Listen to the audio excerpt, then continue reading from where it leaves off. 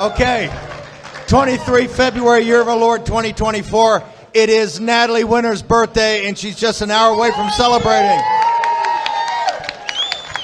What is, when you're 23 on the 23rd, what, isn't that some like... the golden birthday. Golden birthday? Yeah. Where'd you hear that? Where is that some... I know, I think that's like a thing, but we'll say it's the birthday where globalism goes to die. So hold on, you're going to obviously celebrate it with the War Room Posse tonight. Where are you going to go? You're going to go in the local taverns? Well, I don't drink, so I'm not much fun. You don't drink? That's right. Yeah. She works all the time. Nor do you. No, it's dry in the War Room. By the way, Naomi Wolf, of all the years you guys have worked together, this is the first time physically you've ever met? This is our first time in human space. She has so more nice than to just people. a head. I'm I more always than just just a head. hear on TV. Exactly. No, it's so good to be like humans in human space, right? Yes. And not all digital pixels. Yeah. You've done such a great job on vaccines. We're pressing forward on that. I know there's going to be big lawsuits. There's everything you're doing on Daily Clout. But you've pivoted because you realized early on in this was about actually changing votes and getting legislation, and you ran up against a brick wall and you understood the election integrity is everything. But you're getting a wake-up call now, too, also, as you drive in there. Shocking, yeah. Shocking. Tell us about Maine. Our audience wants to know how they can help you, how they can assist, because election integrity, stopping election crime, is still the number one thing on the War Room Posse's list of things they have to sort. Absolutely, and I want to credit you and people like Mike Lindell for raising my awareness about this.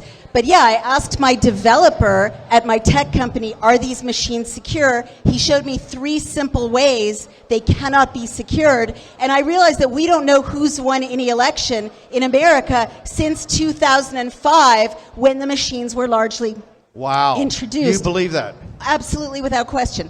So I drafted a bill, an election integrity bill, with Phil Klein of the American Voters Alliance, and it's in simple, clear English. It's 19 pages. You can read it for yourself, and it basically takes care of, this is what we're hearing from legislators, the main problems we have with our voting system right now. It's paper ballots, same-day voting, no ballot harvesting, getting the NGOs out of there, no drop boxes, human counting, and there's not going to be a question about who won. However, the good news, as you all know if you watch the War Room, is that I was in Wyoming last week, and 2 state senators have co-sponsored this bill, and they're going to go ahead and they think that they can win. That's awesome for the 500,000 people in Wyoming.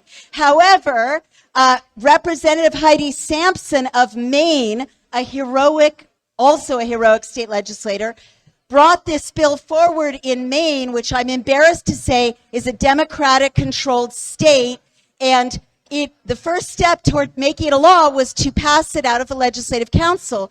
2 days ago, it was defeated by the Legislative Council in Maine, party line vote, 6 Democrats to 4 Republicans. The people of Maine, whatever their party affiliation, won't get to have their votes counted accurately. And there are 6 people in the Legislative Council who brought that about. And that is their legacy to the people of Maine. But do folks in Maine understand the Democrats are stopping from getting these reforms? Well, they understand it if we explain it to them. And if all of you watching who have friends or family in Maine, tell them there are 6 Democrats in Maine who don't want your vote, whether it's a Democratic vote, a Republican vote, Green Party, whatever. They don't want the votes to be properly counted. And to me, as a former political consultant, this is like depressing and shocking, but it's really interesting and exciting too, because this bill smokes out the people who do not want votes to be accurately counted in the United States of America. Okay, you're going to go meet people. You're going to do a book signing. Where's that going to be? You've got the body of others here. But your latest book talks about this audience, right? That's right. It sure does. What's your latest book? It's called Facing the Beast, Courage, Faith, and Resistance. And it's all about the War Room About Posse. you guys and him and her and the 3,250 people who brought Pfizer to its knees. 3,200 volunteers from the War Room Posse. Correct. That backed up Amy Kelly and your team. Yes. And did all the great work to really break Pfizer, get its revenues back below 216, and set up all these lawsuits that are going to go, right? What an achievement. And one of them is here, by the way, at CPAC. Martha Hudson, one of the volunteers. Yes, and so I'll be doing a book signing in a few minutes. Okay. By the way, where do people go? I know they want to find out all about your new election integrity, also everything about the vaccines. Where do they go? Go to dailyclout.io or watch the War Room, because I drop in often. And also you can download the bill on the homepage, and you can send it to your state legislators and ask them to sponsor the bill. And I will go anywhere in this country to any state legislature on my own dime if you get someone to invite me. I want to make sure that everybody knows that. Let's get her out to your state. Let's get her up in the state legislature. Okay, give it up for Naomi Wolf. Thank you.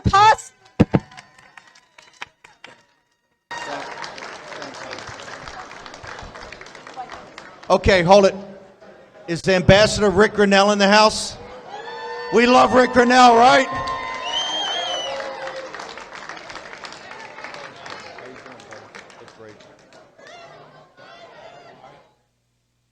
One of President Trump's closest advisors. By the way, this speech in South Carolina was unbelievable. Look at the energy President Trump had.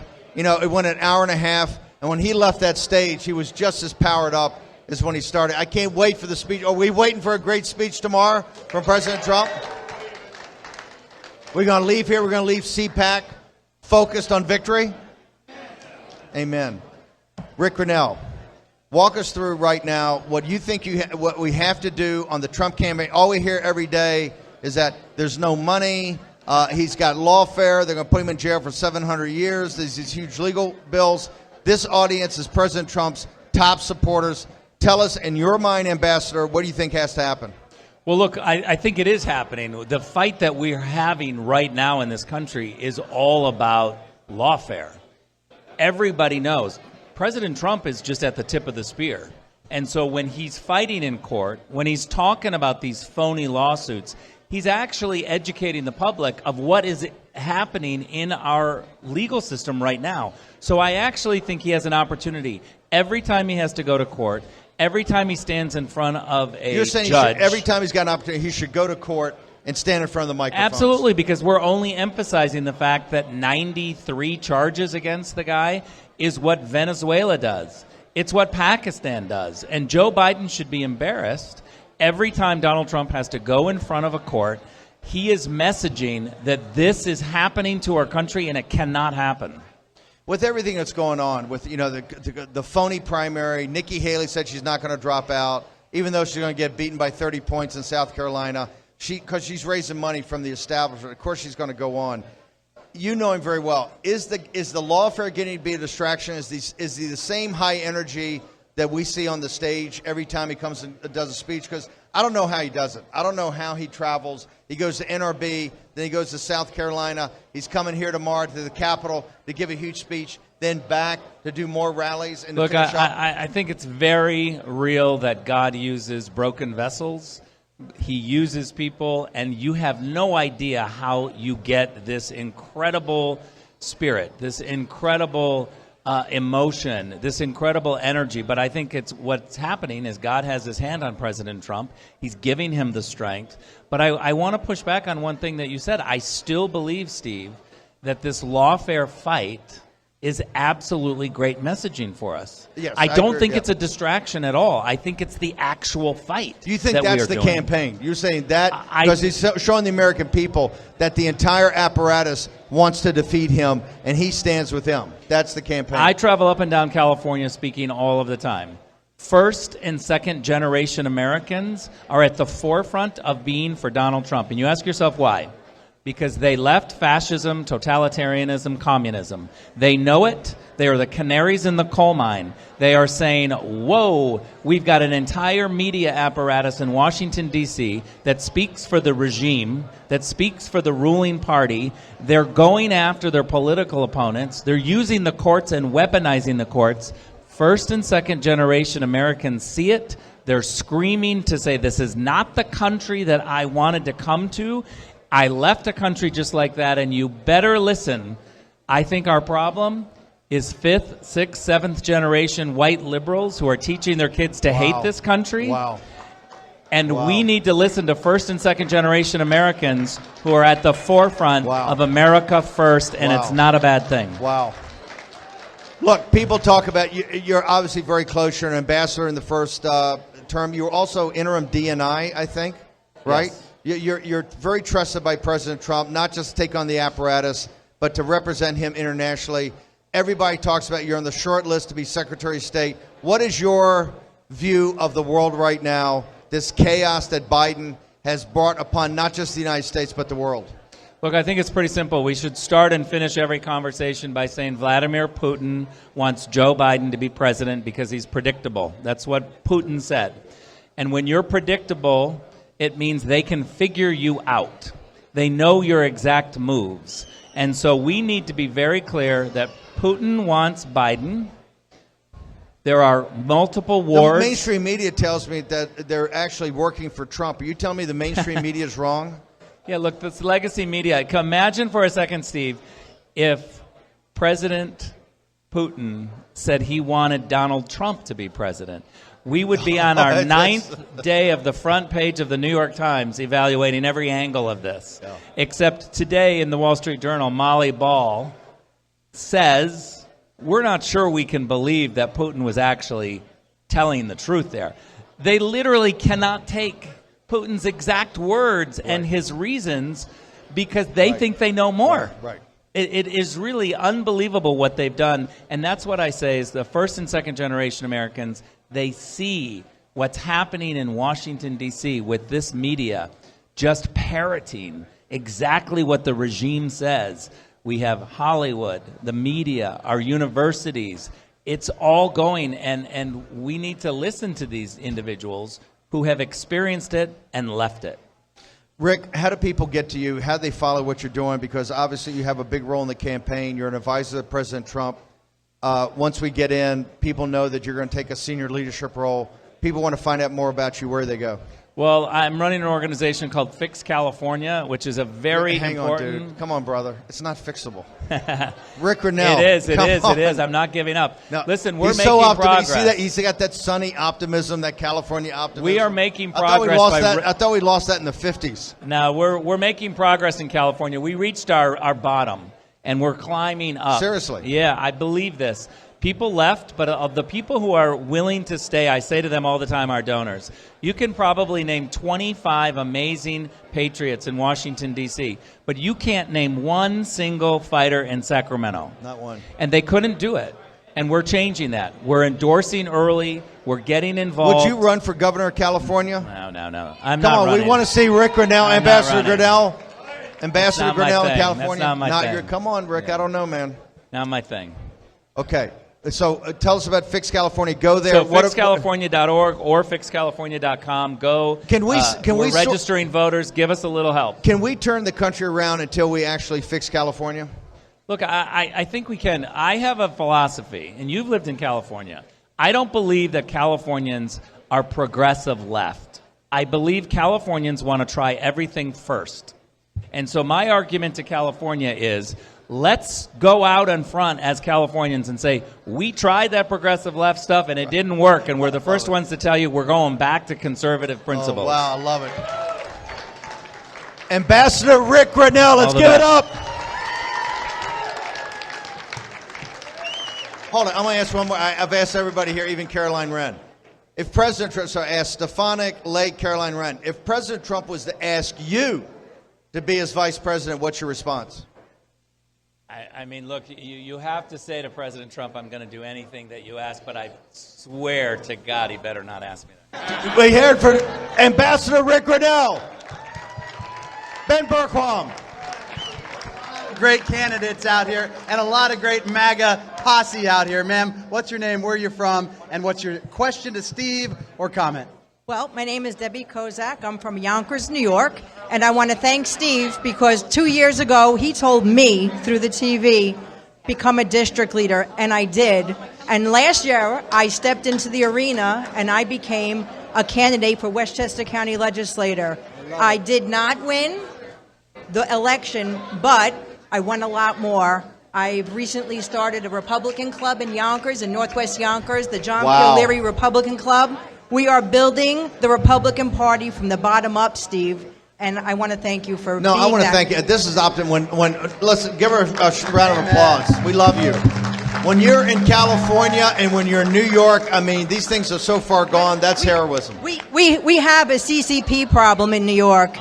You have a huge CCP Very big. problem. I'm going to tell you what it is. It's the corrupt career politician problem, and we need to get them out. And the Chinese Communist Party. They're everywhere. But hold it. Her CCP problem may actually be bigger. Oh, it's big. Been around. Thank you. Okay. Tucker Carlson's been getting eviscerated because I thought a great interview with Putin. We got his biographer here, Chadwick Moore. He's the author of Tucker.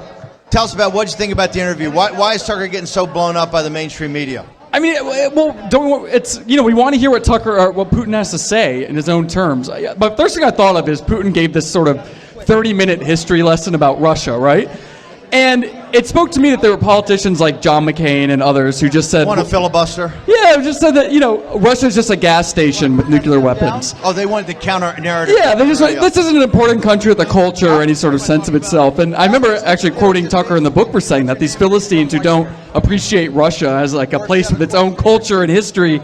And so it was interesting to get that perspective from Putin, at least to realize that this is a country that has a very long, extremely rich history. It's not just this, gas station with nuclear weapons, as they like to call it. Talk. You were there for the Fox, and when he got Fox, talk to me about now. He's on his new platform. He's got his new show. He's got his new website. How is he progressing? He's progressing like you thought in the book when you left him that he would progress down this path, or is he going in a totally different direction? Well, he's got so much more freedom now, and I know he's loving every second of it, and he's totally unbound. And that's when we ended the book, was just Tucker Carlson, what's he going to do next? He's gotten some interviews over 400 million views, like numbers that Fox couldn't even dream about having. And they just launched Tucker Carlson Network, and people are subscribing to that, but he's still putting all this content out for free for everyone to see. And I think we're still just beginning to see what the next act of his life looks like. By the way, when you did your first interview, you asked a question, very quiet, a writer. Man, you've come a long way. Your learning curve is like that on these interviews. You're like a talk show host now. Oh, thank you. I appreciate that. Where do people get the book? Where do they go to get it, to find out everything about it? Because if you like Tucker or you want to see the future of our movement, I highly recommend this book. Where do people go? You go to tuckerthebook.com, or you can get the book anywhere you get your books, Amazon, Barnes & Noble, And how Walmart. how many hours of exclusive interviews with Tucker? You spent how long with him? Weeks with hanging out with him. He insisted I stayed in his home, and I really got to see that side of him. I wanted to tell, the human story of Tucker Carlson. It's a human interest book more than a political book. This man's been so maligned so unfairly, but I wanted to find out what he's like as a person, and what really drives his thinking, and also his evolution as a journalist and a political figure. Chadwick Moore, the book is Tucker. Now Skyhorse Press owns Regnery, all seasons, all of it. Let's give it up for Chadwick. Jane Zirkle. Let's talk to some of the War Room Posse. Can you please tell me your name and what brings you to CPAC? My name is Alex Mishra. I'm 25 years old, and the most important thing the United States needs to focus on is the border. This threat's 1,000 times worse than what's reported. This is on the back of the Afghanistan withdrawal and the threat from China. China sends fentanyl through the border. We have terrorists coming through the border. China already purchases land near military bases, and we need to find out what's on those, because they could be safe houses for terrorists who are coming in. And big time.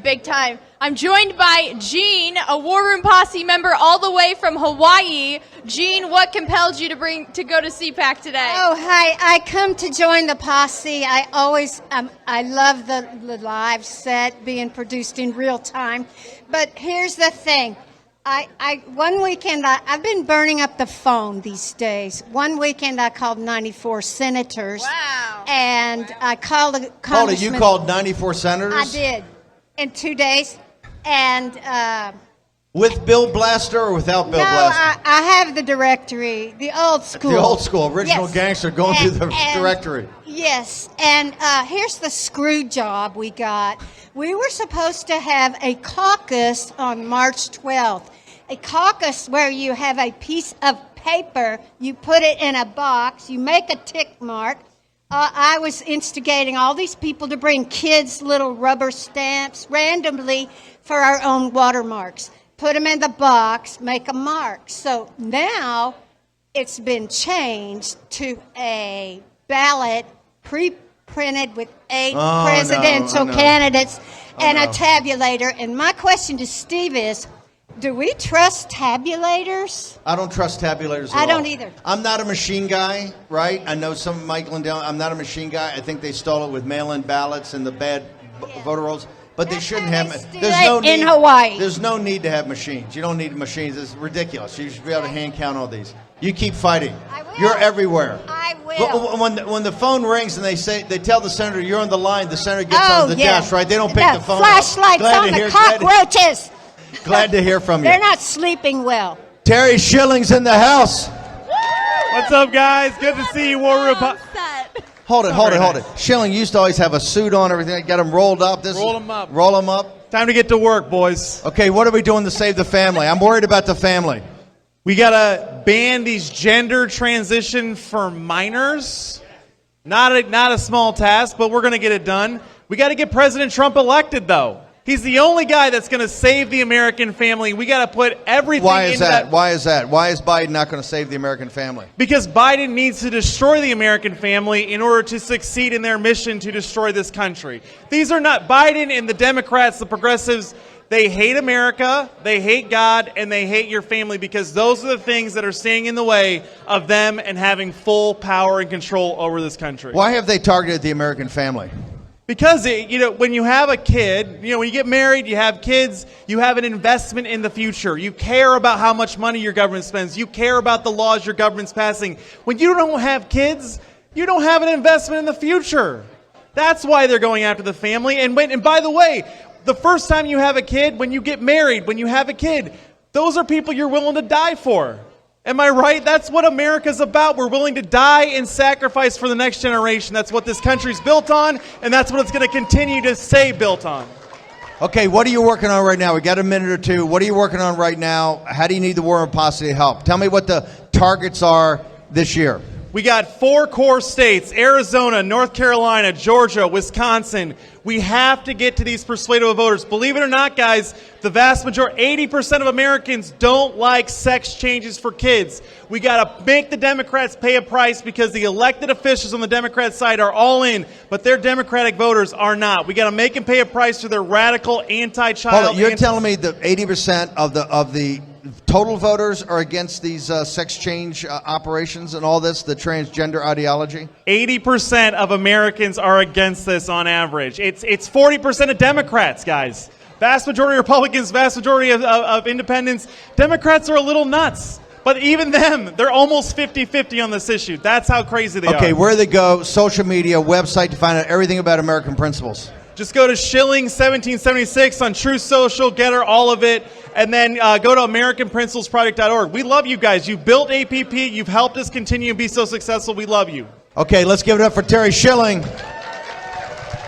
We're going to take a short commercial break. Jane will be back in a moment. Ben will be back in a moment. Natalie's going to be here with me on her birthday. Thank you so much for working on your birthday, the golden birthday. Wow. Short commercial break. Back in the War Room, the last 30 minutes of Friday at CPAC.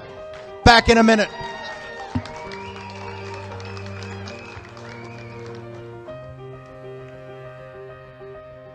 War Room Battleground with Stephen K. Bannon. Okay, welcome back.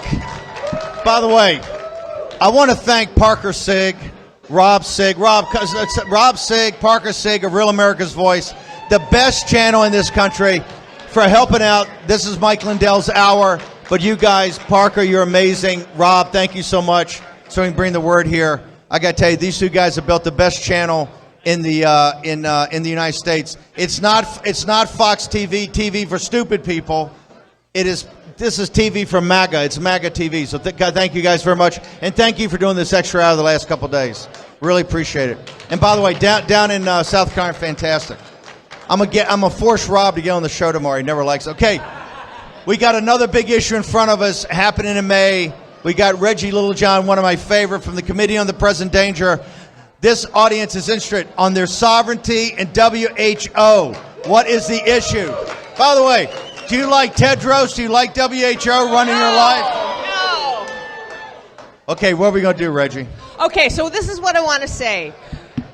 Freedom in America is in a state, and all over the world is in a state of peril. We are at war, and we don't even know it, and it's all going to be coming down at the WHO meeting in May of this year. Now, The War Room Posse has been absolutely instrumental in bringing this issue to the attention of the U.S. Congress. Before we started the Sovereignty Coalition and got the posse going, there was no action in Congress. With the posse, the night before the appropriations bill to defund the WHO, because of the posse and your actions that we took, every member of the Appropriations Committee got 5,200, that is 5,500 emails saying defund the WHO, and they defunded the WHO.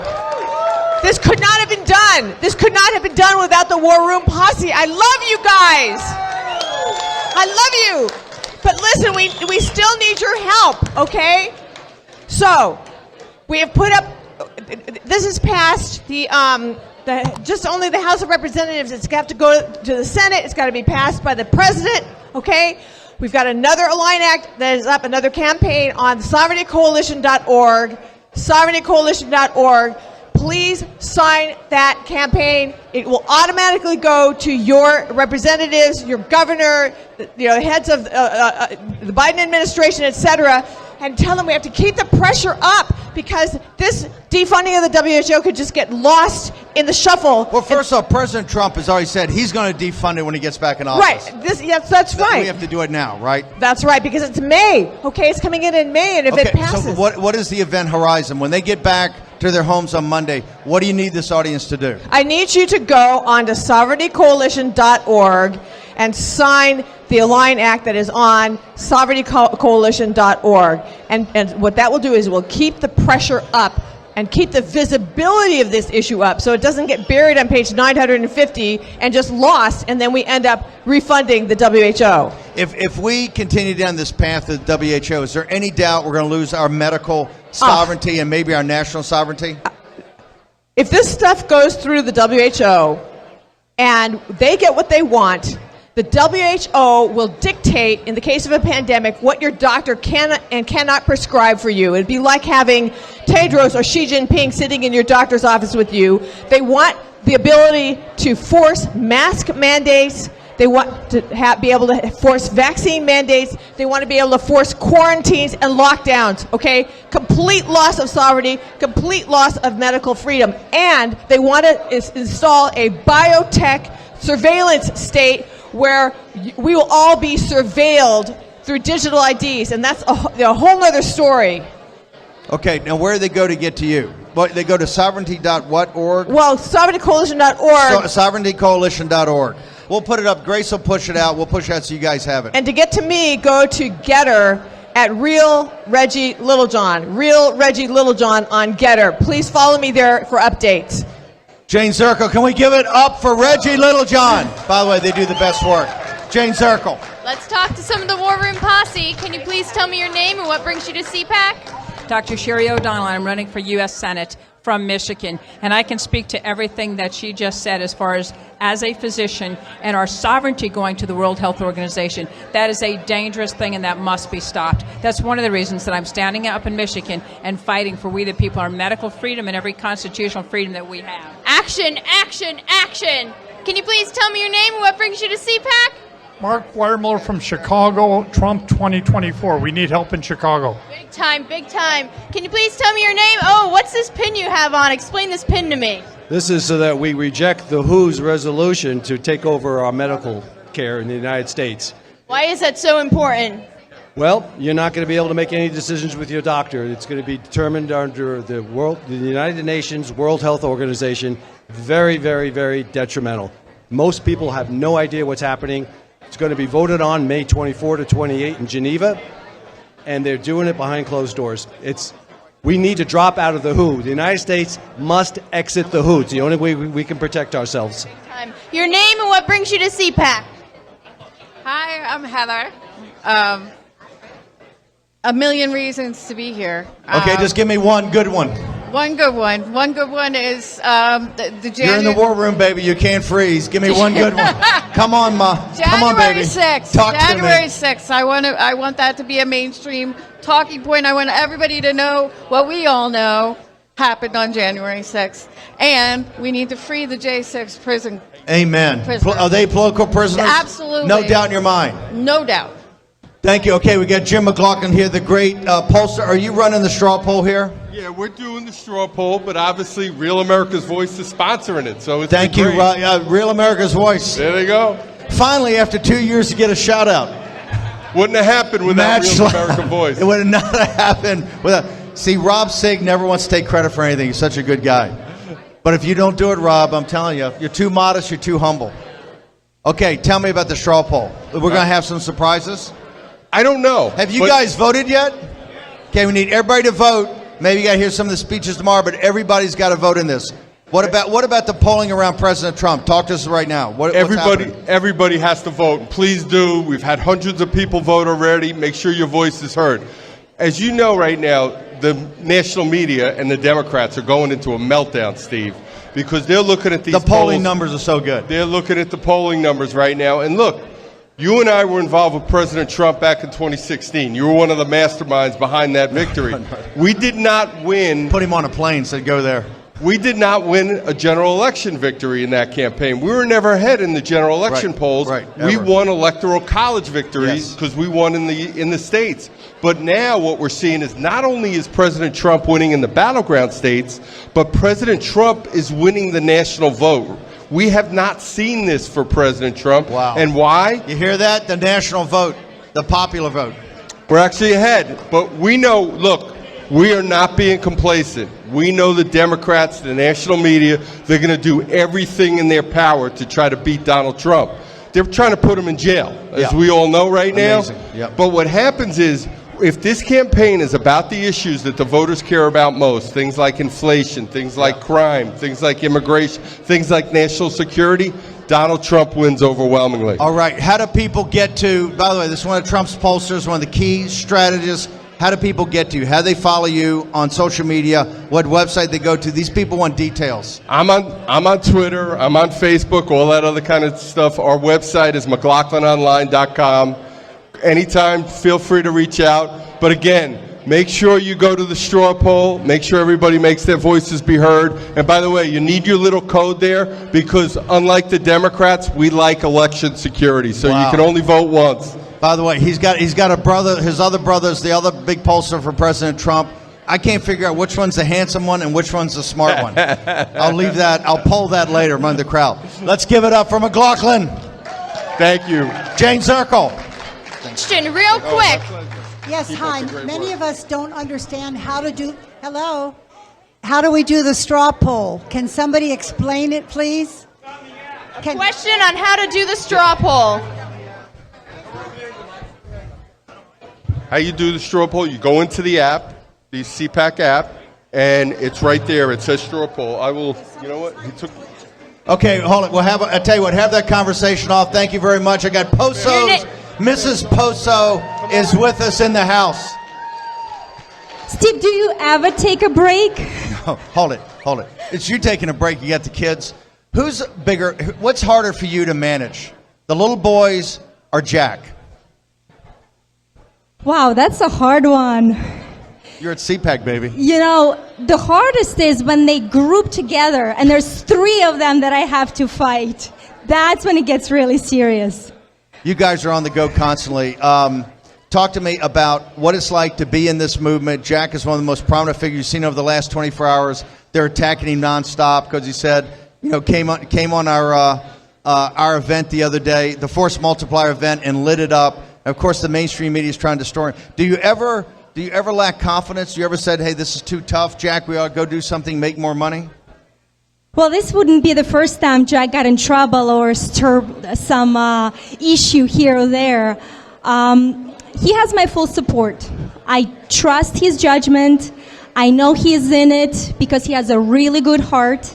He really believes in the movement. He wouldn't be in it if he didn't believe that we could win the Republic back, that there's many changes we could make to it. And some days they're harder than the others.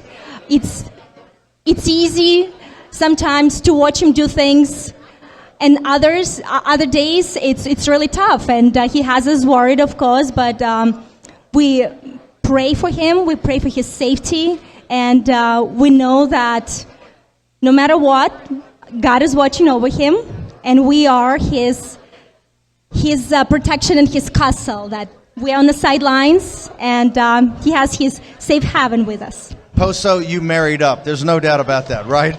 Not that you're not a great guy. By the way, one of the best couples in our movement, the Bosovics. Let's hear it. Thank you, Steve. Thank you very much. Jane Zirkle. Your name and what brings you to CPAC? My name is Beth Nelson. I'm from Cat Harpin, Virginia, and I'm here because I was visiting my parents in Florida. They're 90 years old. We watch the news, and it's totally depressing. And I heard about CPAC. I heard about the force multiplier on Wednesday, so I flew up here to be here for that, and that was amazing. And just to be able to really participate in getting Trump back in office. Love it. We love it. What brings you to CPAC? Whitney Mason from Seattle, Washington. I'm a PCO, and I'm here with fellow Marine Corps veterans. We're here to be with fellow patriots, learn from fellow patriots, and support President Trump. Love it. We love it. How about you, sir? What brings you to CPAC? Oh, to save our country. Save our country. I love it. What about you, ma'am? What brings you to CPAC? I'm in on it. In on it. All right. How about you, sir? What brings you to CPAC today? Hang out with a bunch of patriot savages. How awesome is it to be with like-minded patriots who are fighting to save our republic? Thank you, Jane. Okay. Colonel, this book is one of the most shocking books I've ever read. It's the opening. It's what's going to happen when the CCP comes to this country. I want to close out the last. I've got another special group of guests over here, but I want the last tough interview to be with you. What is the audience going to get from this book, and what do they got to worry about the CCP and a kinetic war with us? Well, what you're going to find if you read the book is that the Chinese have put themselves into a position where they could defeat us, where they could kill us. You mean militarily? Yes, militarily, and enslave us. That's how bad it has gotten. I explain how this came about. I explain what to do about it. So, yeah, go ahead, jump in. You're a CCP expert. That the Chinese Communist Party prefers unrestricted warfare. We've always focused on the strategy of infiltration as opposed to invasion. What do you think could tip the scale to really turn this into a kinetic conflict as opposed to their traditional, more political warfare type attacks on the United States? Well, I think what will happen is when America starts to stand up for itself and get ready to fight the Chinese communists, then I think you may find that they will attack us. But what we have is a problem. We simply allow them to attack us for the last 30 years. They killed 70,000 of us last year with fentanyl, and we do nothing at all. So if we keep going, they won't even have to fight. But if we start to defend ourselves, they just might take a shot. Colonel, where do they get the book, and where do they go to your website? Your writings are amazing. People got to understand a kinetic war is on the horizon, and it's a kinetic war we could actually lose. And it's not like Afghanistan. This would be a major power war. Where do people go? Yeah, the book you can get on Amazon, of course. I'm on X at Newsham Grant, and grantnewsham.com is my website. Okay, it's written by a colonel in the Marine Corps. You will not forget this. Get this book. Let's give it up for Colonel Newsham. Jane Zirkle. Michael Hewitt, I'm here to watch War Room live and be around real fellow conservatives. Amen, amen. Your name and what brings you to CPAC? And I see you are a Kash Patel fan. I am, always. I'm a fan of all the great patriots here at CPAC. I'm Mandy from Orlando, and I brought a book for Steve.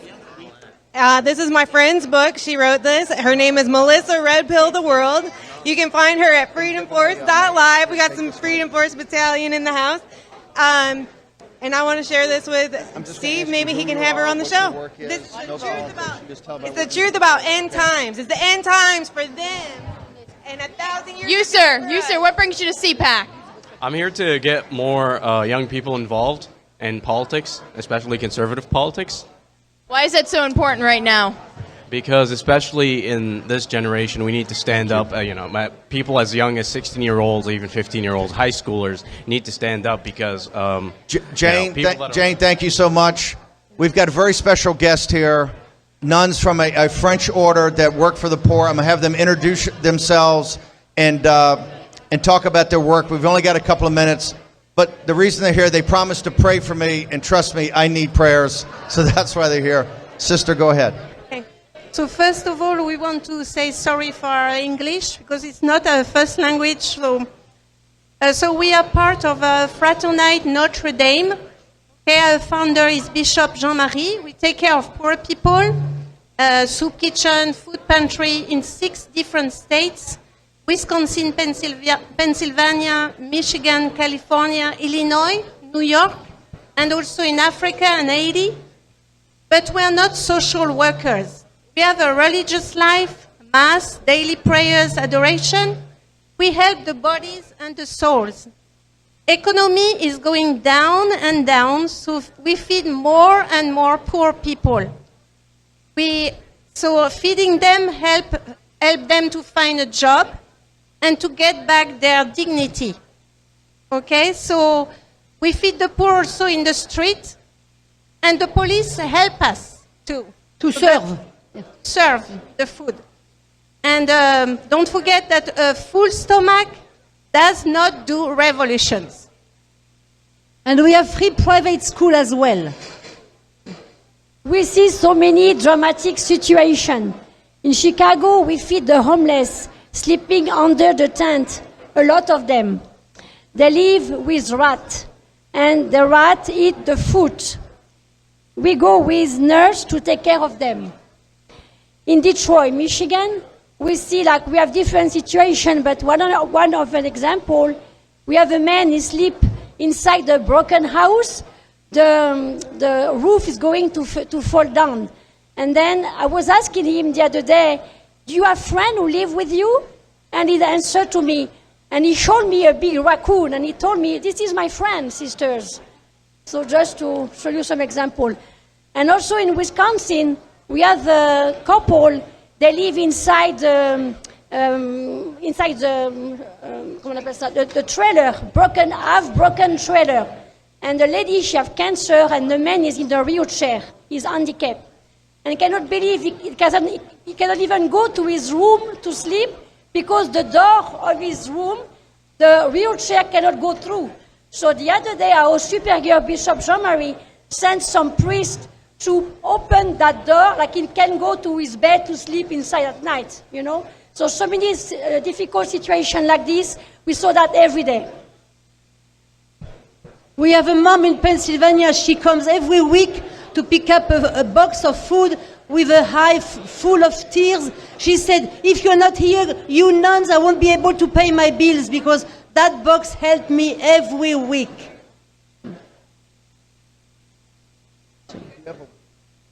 Do you have a website we can go to if you want to donate or find out more about your order?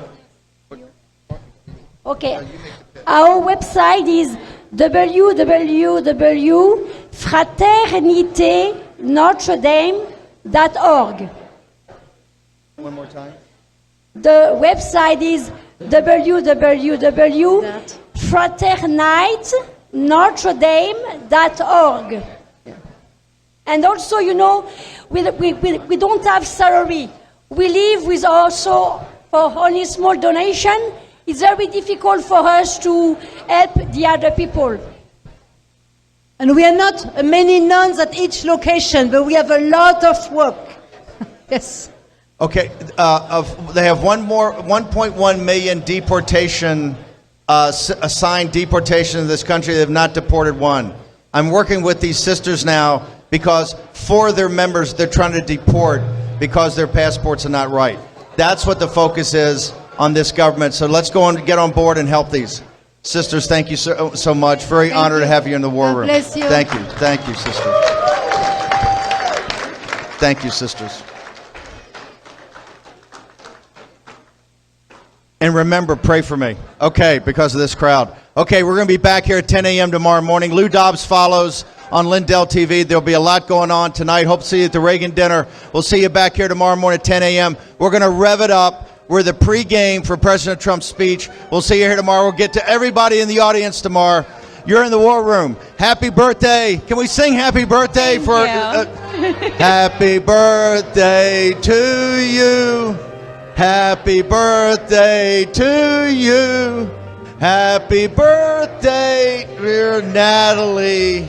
Happy birthday to you. See you tomorrow in the war room.